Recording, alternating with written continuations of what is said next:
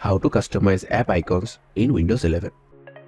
First, you'll need ICO files for your custom icons. You can convert PNG or other image formats to ICO using online converters.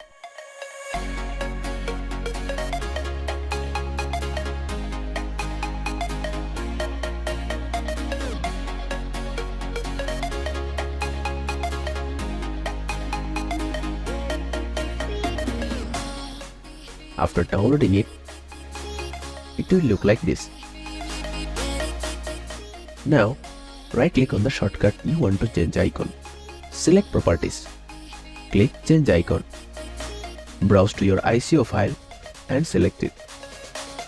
Click Apply and OK. If you want to change the system icons like this PC or recycle bin, right-click, select Personalization, choose Themes, click Desktop Icon Settings. Select the icon you want to change. Click Change Icon. Select the new ICO file. Click Apply and OK. Done. And that's how you can customize app icons in Windows 11. Thanks for watching.